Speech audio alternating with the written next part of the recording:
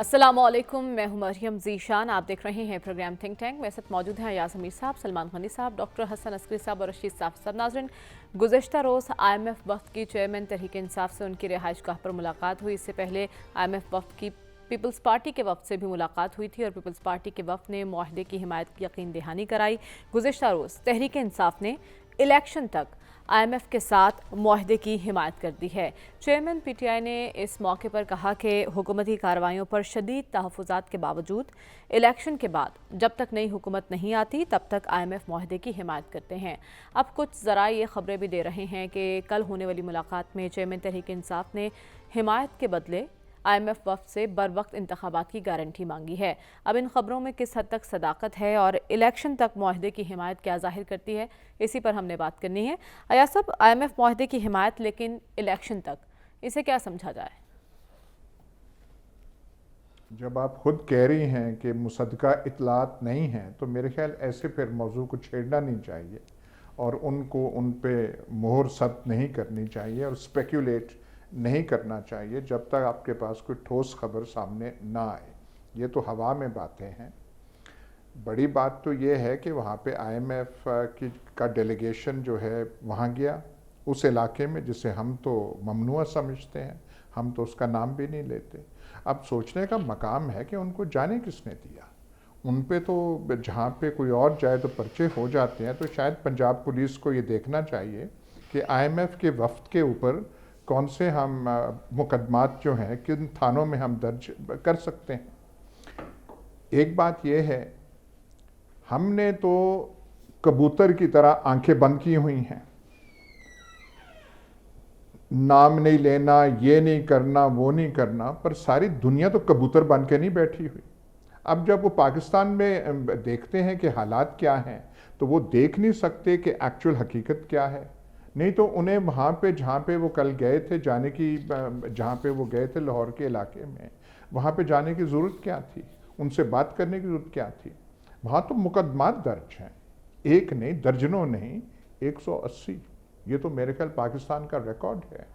किसी डकैत, किसी डाकू, किसी जो बड़े से बड़ा चिराग बाली मोहम्मद खान डाकू हमारे इलाके का था, इतने मुकदमात तो किसी पे नहीं हुए। लेकिन IMF वफ़द फिर भी वहाँ पे गया था। ठीक नहीं है जनाब, कुछ ठीक हो तो आप मुझे बताइए कौन सी चीज़ ठीक है। कुछ भी यहाँ ठीक नहीं है। सब आपको ही वो इलाके गैर लग रहा है, नहीं तो आप पहले भी जाते रहे, अब भी आप जा सकते हैं, आपको कोई नहीं रोकेगा। सलमान साहब, सवाल हो रहा था हिमायत का, इस हिमायत को आप किस तरह से देख रहे हैं? देखें, ये बड़ी दिलचस्प बात है कि पाकिस्तान की 3 बड़ी पॉलिटिकल पार्टीज़, पाकिस्तान मुस्लिम लीग नून, पीपल्स पार्टी और PTI, तीनों ने उस मुआहदे की हिमायत की है। और बात ये कि वो एक आलमी मालियाती इदारे की मुआहदे की हिमायत तो कर रहे हैं, लेकिन पाकिस्तान में वो मैसाके मईशत नहीं कर रहे, यहाँ पर वो मिल बैठने के लिए तैयार नहीं है। और पाकिस्तान की मईशत अगर नहीं चलेगी तो पाकिस्तान की रियासत आगे कहाँ चलेगी। और जहाँ तक आपने कहा कि वो जो इलेक्शन तक या इलेक्शन के बाद, क्या IMF इलेक्शन से मुतल्लिक़ अदारा है? क्या आप उसको इस तरह की डिमांड्स करेंगे? और बात यह कि पाकिस्तान के मामलात पाकिस्तान के अंदर ही तय होने हैं। इससे पहले आपने कहा कि जी पाकिस्तान, हमारी हुकूमत को अमेरिका ने करा दिया, फिर एक साइफर आ गया, फिर कहा कि हमने अमेरिका का नाम नहीं लेना, फिर कहा कि हम खेलेंगे, किससे खेलेंगे, कौम से खेलेंगे, मुल्क से खेलेंगे, सिस्टम से खेलेंगे। मेरा ख्याल है कि जब तक IMF के चुंगल से निजात हासिल नहीं करते, हम अपने पाँव पे नहीं खड़े रहते। इस तरह के इश्यूज़ देखें, हम क्या डिस्कस कर रहे हैं, हम ये डिस्कस कर रहे हैं, कल भी हमने ये डिस्कस किया कि IMF की शराइत क्या है, IMF हमें यहाँ पे आगे लेके जा रहा है, IMF ने हमें सहारा दिया है।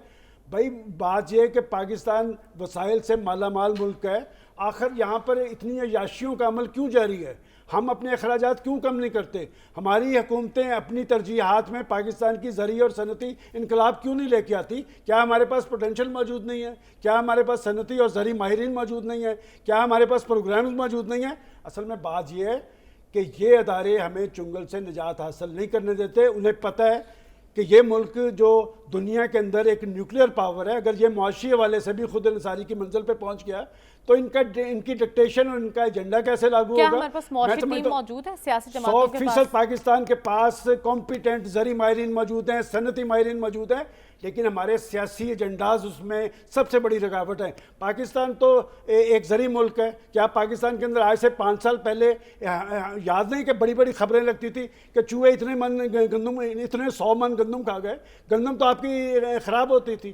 آج آپ گندم کو امپورٹ کر رہے ہیں. تو بات ہے کہ جب تک آپ کی ترجیحات درست نہیں ہوں گی, آپ اپنا ٹیکسیشن کا سسٹم درست نہیں کریں گے, آپ معاشی اصلاحات نہیں کریں گے, اقدامات نہیں کریں گے اور اپنی عیاشیاں اس پہ قدغن نہیں لگائیں گے, تو آپ کو IMF کے سامنے سرنڈر کرنا پڑے گا. آج IMF کے جھنڈے تلے تو ہم ایک ہیں, لیکن پاکستان کے جھنڈے تلے ہم ایک ہونے کے لیے تیار نہیں ہیں. بالکل. لیکن ڈاکٹر صاحب, جو حمایت کی یقین دہانیاں کروائی جا رہی ہیں, کیا سیاسی جماعتوں کی جانب سے یہ حمایت مستقل بنیادوں پر ہوگی؟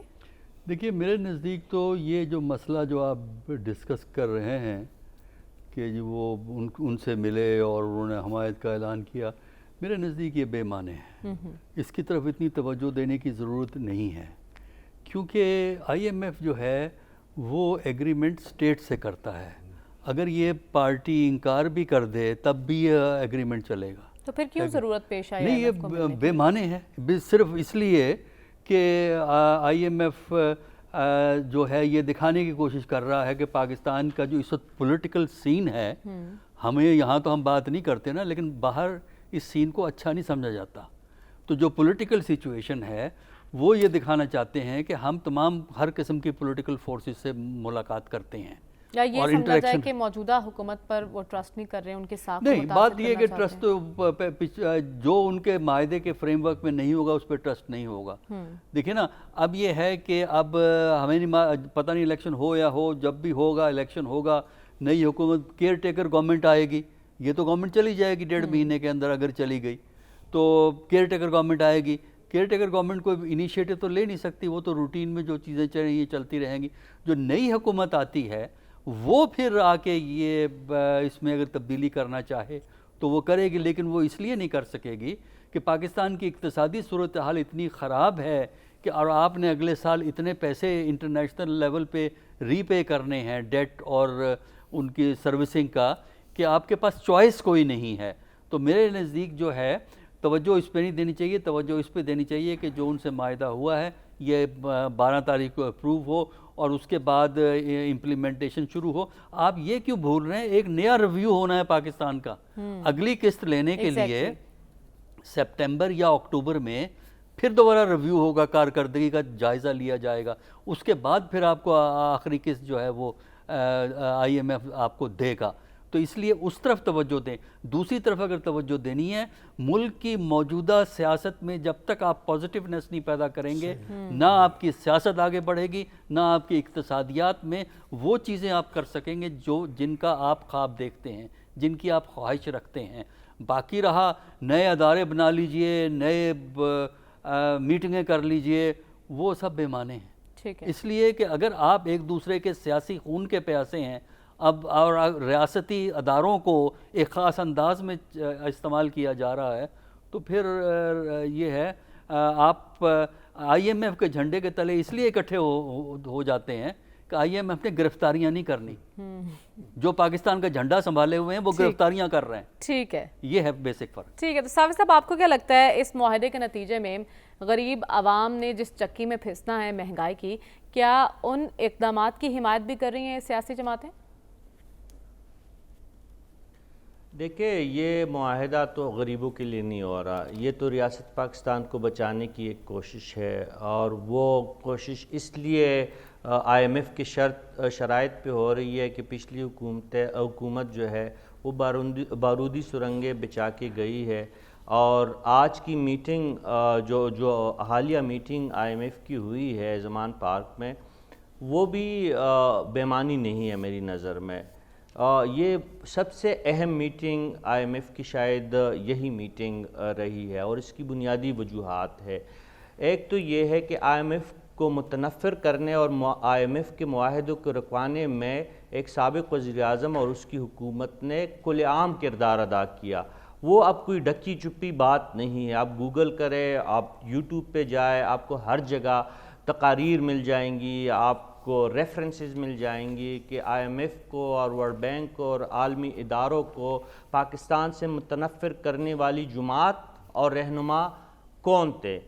اب کس نے ایجنٹ پال رکھے ہیں امریکہ میں پاکستان کے خلاف لابنگ کے لیے، وہ پارٹی بھی آپ کے سامنے ہے، وہ لیڈر بھی آپ کے سامنے ہے. میں زلمے خلیلزاد کی بات کروں یا اس پارٹی کے پیڈ اور اپرووڈ ایجنٹ شہباز گل کی بات کروں، یہ تمام حقیقتیں ہیں. تو یہ میٹنگ اس لیے آئی ایم ایف نے زیادہ اہم جانی ہے کیونکہ ماضی میں آئی ایم ایف کے ساتھ دھوکہ اسی جماعت نے کیا تھا، اور ایک سابق وزیر اعظم نے جو لکھی ہوئی چیزوں سے انحراف کرتے ہوئے پاکستان کو مزید مشکلات سے دوچار کیا. اور آپ تھوڑا سا زحمت کریں اور دیکھ لیجئے گا شوکت ترین کا اور تیمور جگڑا کا اور لغاری صاحب جو سابق پنجاب کے وزیر خزانہ تھے، ان کے درمیان جو کنورسیشن کی آڈیو لیک ہوئی ہے اس کو آپ سن لیجئے گا تو پھر آئی ایم ایف کا زمان پارک جانے کی جو ہے آپ کو وجہ سمجھ آ جائے گی. یہ ساری ارینجمنٹ جو ہے اس وقت شوکت ترین نے اپنی ہی جو ان کے وہاں آئی ایم ایف جیسے اداروں میں تعلقات ہے اس کو استعمال کرتے ہوئے ایک ارینجمنٹ کے تحت یہ میٹنگ ارینج کی ہے. اور اس کا ایک بہت بڑا مقصد تھا کہ آنے والے دنوں میں یہ جماعت جو ماضی میں جس طرح کر چکی ہے آئی ایم ایف کے ساتھ دوبارہ وہ نہ کرے. تو یہ اب مجھے نہیں پتا کہ وہاں پہ ان کے ساتھ کیا گفتگو ہوئی ہوگی، لیکن اس خفت کو اور اس داغ کو دھونے کی ایک ناکام کوشش تھی جو ماضی کی حکومت نے آئی ایم ایف کے ساتھ دھوکہ کیا تھا، آئی ایم ایف کے ایگریمنٹ سے انحراف کیا تھا. اس داغ کو اور اس خفت کو مٹانے کی ایک ناکام کوشش تھی. اور اس میں یہ لوگ پیش تھے تیمور سلیم جگڑا، شوکت ترین، حماد اظہر، عمر ایوب، اور ایک دلچسپ خبر جو اس حوالے سے شائع ہوئی ہے کہ آن لائن یہ لوگ کیوں کر شریک ہوئے. آئی ایم ایف کے نمائندے اس بات پہ بھی حیران تھے کہ پاکستان کا اتنا درد دل رکھنے والے یہ رہنما شوکت ترین صاحب، یہ جو عمر ایوب صاحب، یہ تیمور سلیم جگڑا صاحب، یہ پائے کہاں جا رہے ہیں. صرف شاہ محمود سامنے بیٹھے تھے اور ایک سابق وزیر اعظم بیٹھے تھے وہاں پہ. تو یہ لوگ جو تھے دراصل اس میٹنگ کی وجہ یہی تھی کہ آئی ایم ایف جو ہے سب سے زیادہ جس جماعت سے شاکی رہا ہے اس جماعت سے وہ ملنے کے لیے گئی تھی، اور ان سے انہوں نے یقین دہانی یا ان سے بات چیت جو بھی انہوں نے کی ہو وہ کی ہوگی. لیکن یہ ساری چیزیں جو ہے صرف اس وجہ سے کی گئی تھی کہ شوکت ترین کے اپنے ریفرنسز تھے آئی ایم ایف کے. اور یہ ایسا ہی ہے کہ جنرل جب چیف آف آرمی سٹاف کے تعیناتی پہ صدر عارف علوی دستخط کرنے کے بعد زمان پارک ایک جھوٹ موٹ کی اپروول کے لیے گئے تھے، اسی طرح یہ آئی ایم ایف کے وفد کو بھی مجبور کر کے اور ان کی منت سماجت کر کے زمان پارک بھجوایا گیا، جس کا کوئی فائدہ اس جماعت کو تو نہیں ہونے والا، لیکن کم از کم اب یہ بات ان کے سامنے آیا ہو چکی ہے. آپ بھی کہہ رہے ہیں کہ ایک فارمیلٹی تھی، اس ملاقات کا اس سے زیادہ مقصد کوئی نہیں ہے. لیکن ایاز صاحب، تمام سیاسی جماعتیں بڑھ چڑھ کر حمایت کی یقین دہانیاں کروا رہی ہیں صرف اس لیے کہ ملک ڈیفالٹ سے بچ جائے. تو ملک کی خاطر اگر اتنا درد دل ہے تو مل بیٹھ کر مساق معیشت کیوں نہیں کر لیتے؟ یہ تو بالکل فضول باتیں ہیں. بات سنیں، یہ جماعت جو ہے جس کا اتنا یہاں پہ تذکرہ ہو رہا ہے کہ اس نے یہ سازش کی، یہ سازش کی، یہ سازش کی، اور یہ جماعت تو ختم ہو گئی ہے، ساڑے اڑ گئے ہیں، اس کی تو کوئی حیثیت نہیں رہی، اس کا وجود نہیں رہا، اس کے لیڈر جا چکے ہیں، تو اس سے پھر بات کرنے کی، وہاں جانے کی کیا ضرورت ہے؟ اور خدا را یہ جو ہے آئی ایم ایف یہ اور یہ ہماری جو ملک ہے، ہمارا ریاست ہے، پچھلے 15 ماہ سے ناک رگڑ کے اتنا گداگر جو چوک پہ کھڑا ہو نہیں وہ ترلے کرتا جتنا. تو اب تو یہ چھوڑ دیں، آئی ایم ایف کے معاہدے کے بغیر آپ کے پاس آگے جانے کا کوئی راستہ نہیں تھا. تو یہ خدا را یہ جو ہے ایسی بات چھوڑ دیں. جب آپ کے پاس طاقت ہوگی، چین جب آپ بن جائیں گے، امریکہ کی اکانومی آپ کے پاس ہو جائے گی، تو پھر یہ باتیں کر لینا. فی الحال ہم بالکل وہاں پہ رکے ہوئے تھے. لیکن یہ بات میں جو کہہ رہا تھا کہ وہ حقیقت سمجھتے ہیں. اب یہ آپ سازش کی ایک جو ایک نیٹ جو ہے بننے لگ پڑے، اس کا تو کوئی جواب ایسی چیزوں کا کوئی آدمی دے نہیں سکتا. ریالٹی جو ہے ہم نہیں مانیں گے، باہر کی دنیا کو تو مانے گی کہ یہاں پہ یہ تسلسل چلتا رہے. انہیں شک ہے پاکستان پہ کہ رینیگ نہ کریں، بیک ٹریک نہ کریں، اس لیے وہ کر رہے تھے. اور ایک اور چیز جو ہے وہاں پہ جو میں حیرانگی ہوا، وہ جو میں نے فوٹو دیکھی، وہاں پہ اتنے سارے ان کے لیڈر ابھی تک وہاں بیٹھے ہوئے تھے جو آئی ایم ایف کے ساتھ باتیں کر رہے تھے. ہم نے سمجھا تھا کہ سارے کے سارے پریس کانفرنس کر کے وہ چلے گئے ہیں. وہ سارے جو بیٹھے ہوئے تھے وہ بغیر پریس کانفرنس والے بیٹھے ہوئے ہیں. ہم تو سمجھ رہے تھے کہ جماعت ختم ہو گئی ہے، یہ فتنے والی جماعت تباہ ہو سب لوگ گئی ویڈیو لنک پر ہے. اس موجود کے تھے. خود کرتوتوں نے سے ویڈیو لنک پہ تو موجود تو تھے یا نہیں تھے، سوال بھی اٹھایا یا کہیں چھپے ہوئے تھے کسی ہندو کش کے پہاڑوں میں تھے. ویڈیو لنک پہ اگر آ گئے تو وہ سارے موجود تھے، سارے وہ باتیں کر رہے تھے، تو وہ گئے کیوں نہیں؟ ہم نے تو یہ تاثر تھا، اور خاص کر کے ہم یہاں پہ باتیں کرتے ہیں کہ جماعت ختم ہو گئی ہے، اس کو اہمیت کیوں دے رہے ہیں اتنے؟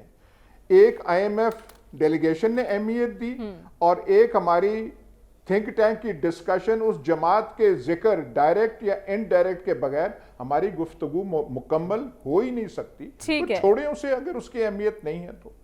ٹھیک ہے. تو آپ کہہ رہے ہیں کوئی سیاسی حقیقت ہی نہیں ہے، اگر نہیں ہے تو پھر اس کو ڈسکس کیوں کیا جا رہا ہے؟ لیکن سلمان صاحب، ہم بات کر رہے ہیں آئی ایم ایف اور ہماری ملکی معیشت کی. کیا ہماری کبھی جان چھوٹ سکتی ہے قرضے کی معیشت سے؟ ویسے یہ دلچسپ بات نہیں ہے کہ ایک عالمی مالیاتی ادارے کی شرائط اور اس کی معاہدے پر تو سب اکٹھے ہیں، لیکن جب پاکستان کے اندر ہوتے ہیں تو پھر اپنے اپنے سیاسی مفادات کے لیے ریاستی اداروں کو بھی معافی دینے کے لیے تیار نہیں ہوتے. اپنے ذاتی مفادات کے لیے ان کو کنٹروورشل بنانے کی کوشش کی جاتی ہے، ان پہ اثر انداز ہوا جاتا ہے، ان کی ساکھ کو مجروح کرنے کی کوشش کی جاتی ہے. دیکھیں، سیاست اگر پاکستان کے اندر کرنی ہے تو پھر پاکستان کے مفادات کے ساتھ مشروط ہوگی. اور آپ کا کویسچن بڑا ویلڈ ہے. دیکھیں، بات ہے کہ ہم ہر چیز میں سے ایک نیگیٹو چیز نکالنے کی کوشش کرتے ہیں. آپ کا سوال یہ ہے کہ جی کیا ہم ان کے چنگل سے نجات حاصل کر سکتے ہیں یا نہیں؟ اس لیے کہ ان کا سارے معاہدے آپ اٹھا کے دیکھ لیں، وہ معاہدے اثر انداز کس پہ ہوتے ہیں؟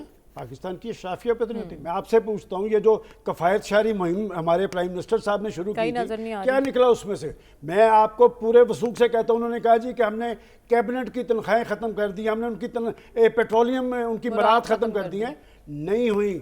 ہو سکتا ہے کہ مسلم لیگ نون کے وزراء کی ہوئی ہوں، پیپلز پارٹی اور جے یو آئی والوں نے لکھ کے دیا ہے کہ جناب ہم وزیر ہیں. اس کے بعد پاکستان کی بیوروکریسی ہے. 93,000 سرکاری گاڑی چل رہی ہے، سرکاری پیٹرول پہ کتنے 100 ارب اس پہ خرچ ہوتا ہے. ان کے گھر دیکھ لیں، 8-8 کنال 10-10 کنال کے ڈی پی اوز کے گھر ہیں. تو یہ سارے خرچے کہاں سے پورے ہونے ہیں؟ بات ہے کہ پاکستان کے عوام تو روکھی سوکھی کھا کے یہاں پر 2 سے 1 وقت پہ تو آ گئے ہیں. ان کی عیاشیاں اور بدماشیاں کیا ختم ہوئی ہیں؟ قطعاً ختم نہیں ہوئی. اور بعض چنگل سے نجات حاصل ہو سکتی ہے، لیکن اس کے لیے قربانی ان کو دینی پڑے گی جو ہیو والے ہیں، ہیو ناٹ والے نہیں ہیں. ہیو ناٹ والے تو دے رہے ہیں قربانی. بات یہ کہ جو تنخواہ دار طبقہ ہے، ہر حکومت آتی ہے، ٹیکسیشن تو بڑھا نہیں سکتی، آ کے وہ تنخواہ داروں پہ لادنا شروع کر دیتے ہیں کام. تو بات یہ کہ اس طرح نہیں ہوگا. میں نے جیسے آپ نے پہلے کہا کہ کیا پاکستان کے اندر اس طرح کے زرعی ماہرین صنعتی یہ لوگ موجود ہیں، وہ تو آپ کو تجویز کرتے ہیں، لیکن ان کو دکھایا جاتا ہے، لیکن ان کے کہنے پہ عمل درآمد نہیں کیا جاتا. ڈاکٹر صاحب، آپ کی نظر میں کیا معاشی ٹیم کا فقدان ہے؟ کوئی کمی ہے ہمارے پاس ایسے ایکسپرٹس کی جو ہم آئی ایم ایف کے پیچھے لگے ہوئے ہیں یہاں پہ؟ دیکھیے، اس کی وجہ بڑی سمپل ہے کہ ہم تبدیلی چاہتے ہیں بغیر تبدیل ہوئے. یہ ہے بنیادی وجہ.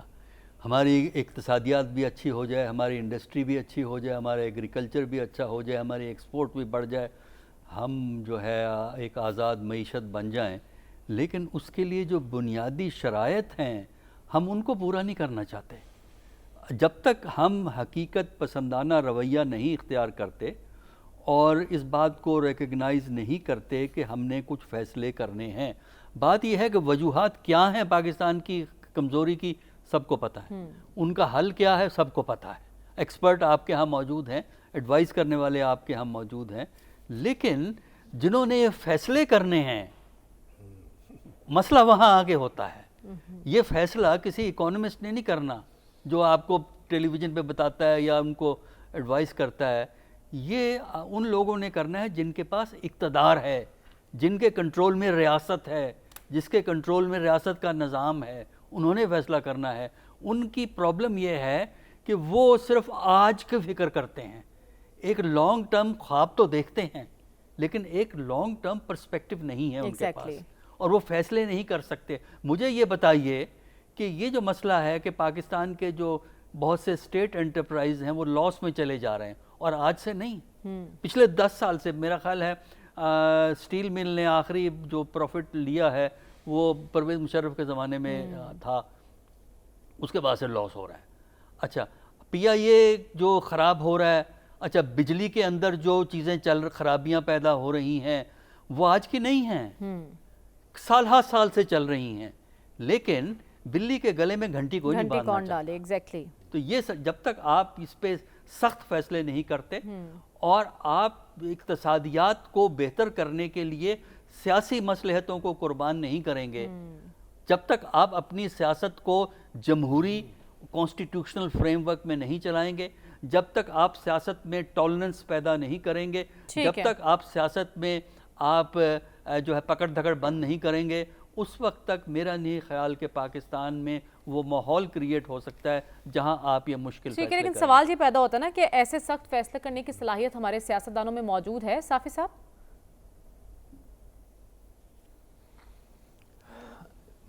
میرے خیال میں ہمارے سیاستدانوں میں تو نہیں، لیکن اسٹیبلشمنٹ اس وقت سخت فیصلوں کی موڈ میں نظر آ رہی ہے، اور یہ جو ری سیٹلمنٹ کی جو ایک کوشش ہے، اگر اس کو پائے تکمیل تک پہنچایا جائے گا تو شاید پاکستانی سیاست میں کچھ استحکام پیدا ہو. دیکھیں دنیا بھر میں یہ بات شاید آپ کو غیر جمہوری لگے اور مجھے بھی یہ بات کہتے ہوئے کوئی خوشی محسوس نہیں ہو رہی، لیکن دنیا بھر کی جمہوری نظام جو ہے وہ فسادیوں کو اپنا حصہ نہیں بناتے.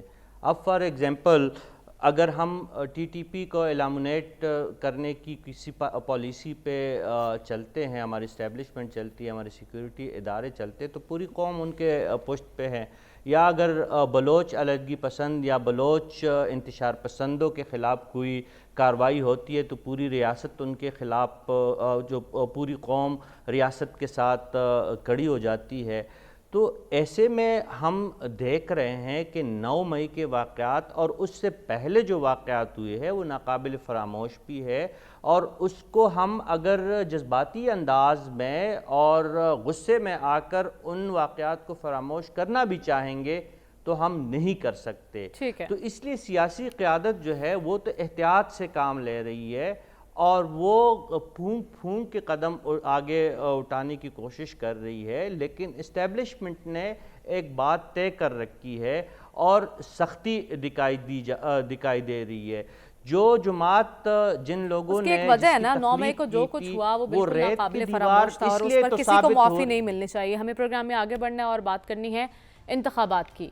غیر یقینی کی صورتحال اب تک برقرار ہے، انتخابات ہوں گے یا نہیں ہوں گے اور کیا انتخابات کے نتیجے میں استحکام آئے گا، اسی پر بات ہوگی اس بریک کے بعد. Stay with us.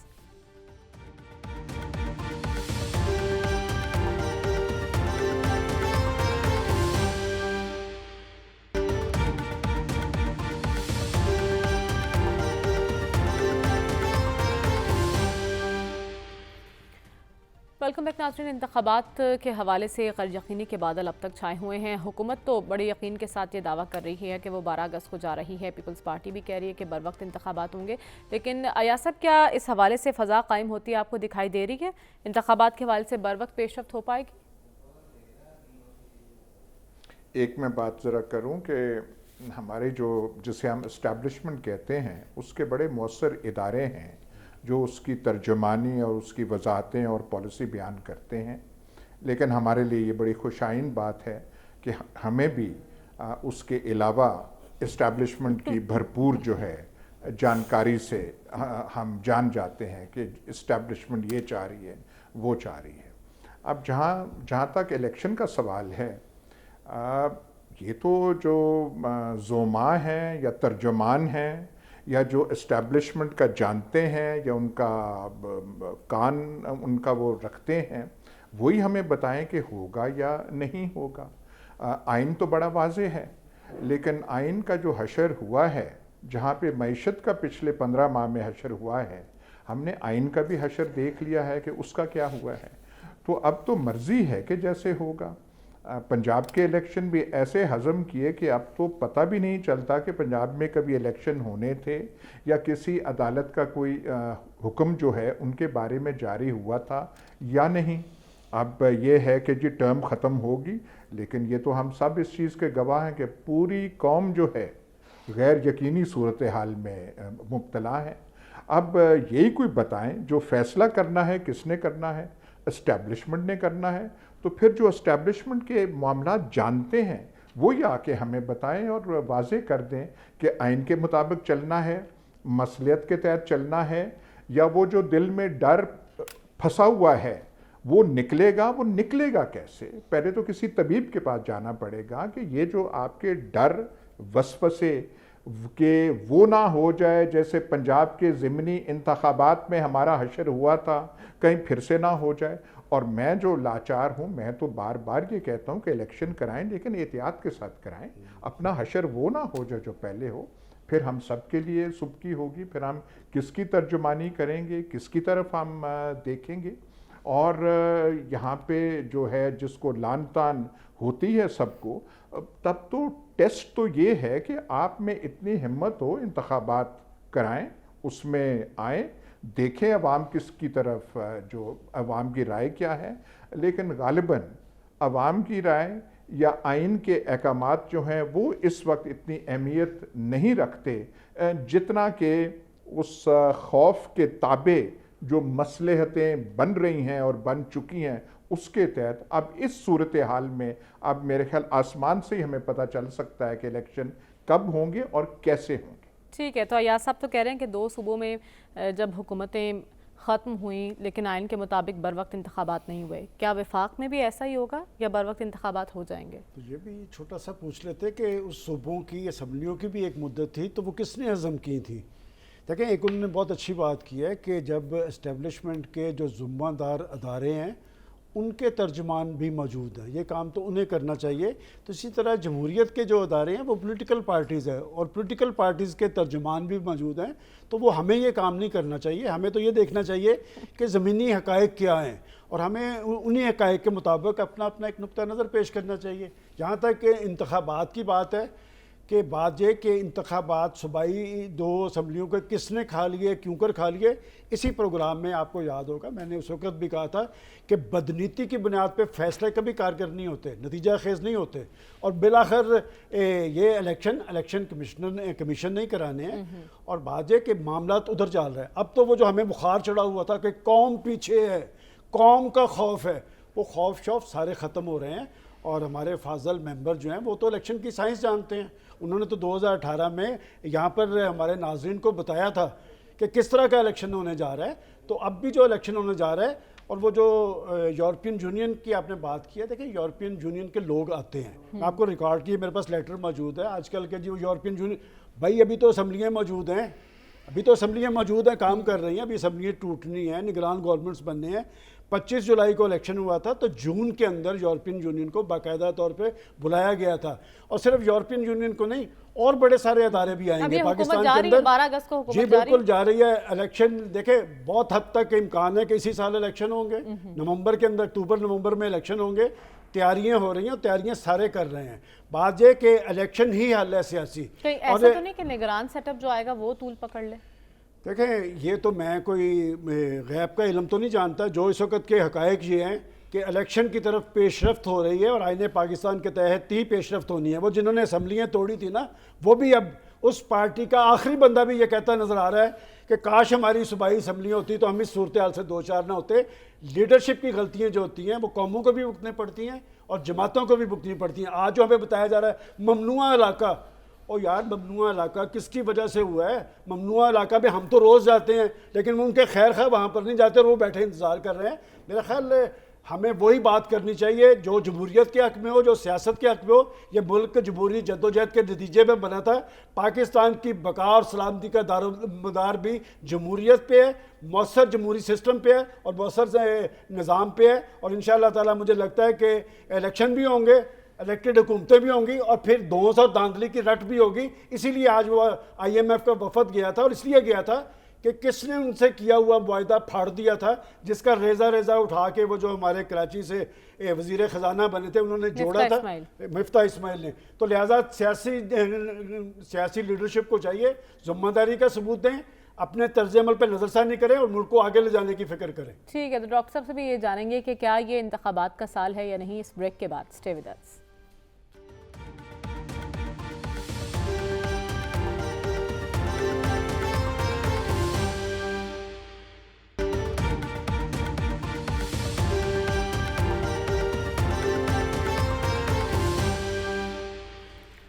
Welcome back ناظرین. انتخابات کے بروقت انعقاد کی ہم بات کریں. ڈاکٹر صاحب آپ کو لگ رہا ہے یہ حکومت جاری ہے اور نگران سیٹ اپ آ رہا ہے؟ دیکھیے بات یہ ہے کہ نگران یہ مطلب یہ حکومت جائے گی تو 12 اگست کی تاریخ بنتی ہے نا، اور اگر جلد سے جلد الیکشن ہوں تو وہ اکتوبر میں ہوں گے یا نومبر میں ہوں گے. پاکستان کی سیاست اس قسم کی ہے کہ آپ لمبی پریڈکشن نہیں کر سکتے، اس لیے کہ جو پولیٹکس میں یا کانسٹیٹیوشنلزم میں جو فیکٹرز پلے کرتے ہیں، جو عناصر ایک کردار ادا کرتے ہیں، پاکستان میں ضروری نہیں ہے کہ وہ اپنا وہی کردار ادا کریں جو کاغذ پہ لکھا ہوتا ہے. تو لہٰذا اس سٹیج پہ یہ کہنا کہ الیکشن کب ہوگا یہ ممکن نہیں ہے. اچھا، لاجک کم از کم دیکھیں نا آپ، اس کا طریقہ بڑا آسان ہے. آپ ایک ہسٹوریکل ریویو دیکھیں نا پاکستان میں کس طرح الیکشن ہوتے رہے ہیں، اور اور لیٹسٹ جو کچھ ہوا ہے اس کی موجودگی میں ہم یہ کہہ سکتے ہیں کہ آئین میں کچھ بھی کہتے رہیں لیکن بڑی آسانی سے آپ ڈاکٹرن آف نیسیسٹی کو ایوالو کر لیتے ہیں. ہم بات نہیں کرنا چاہتے جو الیکشن پنجاب کے نہیں ہوئے، وہ جو فیکٹر تھے وہ آج بھی موجود ہیں. دیکھیں نا، فیڈرل حکومت نے کوآپریٹ نہیں کیا، الیکشن کمیشن نے کوآپریٹ نہیں کیا، سیکیورٹی اسٹیبلشمنٹ نے کوآپریٹ نہیں کیا، ڈیفنس منسٹری نے لیکن کہا. اب تو الیکشن کمیشن کو تمام تر اختیارات دے دیے گئے ہیں. سن تو لے لیے نا، اختیارات تو دے دیے گئے، الیکشن کرانے کے اختیارات دے دیے گئے، الیکشن پوسٹ پون کروانے کے اختیارات بھی دیے گئے ہیں. وہ بھی اب ذہن میں رکھیں، وہ آپشن موجود ہے، جس آپشن کی وجہ سے میں کہتا ہوں ہمیں نہیں پتہ کیا بنے گا. دیکھیے تو اس لیے یہ بات آپ کو پتہ لگے گی کہ 10 دسمبر کے قریب آ گئے اچھا کہ کیا صورتحال ہوگی، کہ یہ حکومت جائے گی یا یہ حکومت چلے گی. نمبر 1. نمبر 2، اگر کیئر ٹیکر گورنمنٹس آتی ہیں تو کیئر ٹیکر گورنمنٹ اسی طرح چلیں گی جس طرح پنجاب کی حکومتیں اور کے پی کی کیئر ٹیکر حکومتیں چل رہی ہیں نا، تو وہ بھی چل سکتی ہیں. اور اس کا فیصلہ صرف سیاسی عناصر نہیں کریں گے، اس میں غیر سیاسی عناصر کا بھی کردار ہے. وہ ان کے کیا سوچ ہے، اور جو پالیسیز ہم نے اس وقت اڈاپٹ کی ہوئی ہیں، جو ہم نے اس ملک کے پالیسیز بنائی ہوئی ہیں، جو مقدمے چل رہے ہیں، ان کو بھی تو کسی لاجیکل کنکلوژن پہ پہنچانا ہے الیکشن سے پہلے، تاکہ یہ فیصلہ کیا جا سکے کون الیکشن لڑ سکتا ہے اور کون نہیں لڑ سکتا. بہت سو کیسز چل رہے ہیں، بہت سو کیسز پینڈنگ پڑے ہیں، تو وہ بھی تو فیصلے ہونے ہیں نا. تو اس کے بعد یہ فیصلہ ہوگا کہ الیکشن ہو، تاکہ الیکشن سے وہ رزلٹ برآمد ہوں جس سے کہ یہ ٹرانزیشن صحیح ہو اور کنٹینیوٹی ہو. ٹھیک ہے، یعنی کیونکہ ڈسکنٹینیوٹی افورڈ نہیں کر فیصلے ہونے ہیں اور اس کے بعد فیصلہ ہونا ہے کہ الیکشن ہونا ہے یا نہیں ہونا. تو صافی صاحب، کیا پاکستان پر کوئی بین الاقوامی دباؤ ہے الیکشنز کے حوالے سے؟ کوئی بین الاقوامی دباؤ نہیں ہے. اگر بین الاقوامی دباؤ ہوتا تو کئی ممالک ایسے ہیں جہاں پہ دہائیوں سے امریت قائم ہے، ان پہ دباؤ کیوں نہ ہو. افغانستان پہ وہاں پہ طالبان کی حکومت قائم ہے، ان پہ دباؤ کیوں نہ ہو. ایران کے ساتھ کچھ نہیں کر سکے، ان پہ دباؤ کیوں نہ ہو. بین الاقوامی حوالے سے تو کوئی بات ہے نہیں. اور دوسری بات تو ریاست پاکستان تو چیخ کے کہہ رہی ہے، پی ڈی ایم کے رہنما چیخ کے کہہ رہے کہ 12 اگست کے بعد ان کی حکومت قائم نہیں رہے گی. تو ابھی سے ہم یہ کیوں واویلا کر رہے ہیں کہ انتخابات نہیں ہوں گے؟ ہو سکتا ہے کہ ڈیلے ہو جائے. اگر کسی آئین کا یہاں پہ بڑا تذکرہ ہوتا ہے اور آئین کے بڑے علمبردار بھی آپ ہمارے ارد گرد بیٹھے ہیں، اگر آئین نے کسی کو اور قانون نے یہ اختیار اگر حکومت وقت کو دیا ہے کہ وہ انتخابات کو آگے پیچھے کر لے، تو اس پہ پھر اب رونے دھونے کی ضرورت کیا ہے؟ کس نے قومی اسمبلی کو خالی چھوڑا؟ کس نے 2 حکومتیں صوبائی تھوڑی؟ اب آزاد کشمیر کا ایک قلعہ بچا تھا وہ عدالت نے مسمار کر دیا ہے. تو میری نظر میں ایسی تو کوئی صورتحال نہیں ہے. آئی ایم ایف پیسے دے رہی ہے. آئی ایم ایف نے آج جو ایک خبر چھپی ہے کہ 1 ارب پی ڈی ایم کی حکومت کو دے رہی ہے, 1 ارب جو ہے نگران حکومت جو آئے گی ان کو دینے جا رہا ہے, اور 1 ارب جو نئی حکومت 1 ارب سم تھنگ جو ہے وہ نئی حکومت کو وہ فنڈز فراہم کیے جائیں گے. تو ابھی سے میرے خیال میں مایوسی اتنی زیادہ اچھی نہیں ہے. دوسری بات یہ ہے کہ انتخابات کا جو ہم نے یہ دیکھنا ہے کہ انتخابات کے نتائج کے بعد کیا پاکستان میں سیاسی استحکام قائم ہو سکے گا کہ نہیں, یہ سوال اہم ہے. یہ سوال آپ کو اٹھانا چاہیے. تو میری نظر میں جب تک فسادی ٹولہ جنہوں نے 9 مئی کا واقعہ کروایا, اور مجھے میں دوبارہ کہہ دیتا ہوں کہ یہ بات کہتے ہوئے مجھے کوئی خوشی نہیں ہو رہی ہے, اور آپ کو شاید یہ کوئی غیر جمہوری اور غیر آئینی بات بھی شاید آپ کو لگے, لیکن جو آپ کی ریاست کے خلاف ہتھیار اٹھائے, جو آپ کی ریاست کی رٹ کو نہ مانے, وہ ٹولہ اگر انتخابات میں رہے گا یا اپوزیشن میں رہے گا تو انتخابات کے نتائج چاہے جو بھی ہو آپ سیاسی استحکام کی طرف نہیں جا سکتے. اور یہ بات ہمیں اس لیے کہنی پڑ رہی ہے کہ دیکھیں ٹی ٹی پی نے مبارکباد پیش کی ہے اس جماعت کو اور شاباش دی ہے جنہوں نے 9 مئی کروایا ہے, اور آج بھی اس جماعت کے جو لیڈر ہے اور جو ان کے بہادر سپوت ہے وہ دوڑ کے اور چپ کے افغانستان طالبان کی حکومت میں جا کے پناہ لینے کی کوشش کر رہے ہیں. یہ جو حالیہ واقعہ ہوا ہے عبدالباسط چودھری کو, جن کو طورخم بارڈر پہ گرفتار کیا گیا ہے, تو یہ کیا ظاہر کرتا ہے؟ طالبان جب تک عالمی استعمار کے لیے استعمال ہو رہے تھے تو اس وقت ٹھیک تھے, لیکن جب وہ ان کے کام نہیں آئے اور وہ مسمار کرنے پہ آئے, اس فسادی ٹولے کو انہوں نے ختم کرنے کی کوشش کی, تو پوری دنیا ان کے ساتھ کڑی رہی. ریاست پاکستان کا بھی یہ حق ہے, چاہے وہ جو بھی ہو, جو ریاست پاکستان کے خلاف ہو ان کو ایلامنیٹ کرنے کیے بغیر اگر آپ انتخابات کروائے یا ان کو اپوزیشن میں بٹھائے, آپ کا سیاسی آپ ایک جماعت کو الیکشن سے باہر دیکھنا چاہتے ہیں. وہ پروگرام کا وقت ختم ہوا چاہتا ہے, ہمیں اجازت دیجیے, آپ سے انشاءاللہ کل ملاقات ہوگی. اللہ حافظ.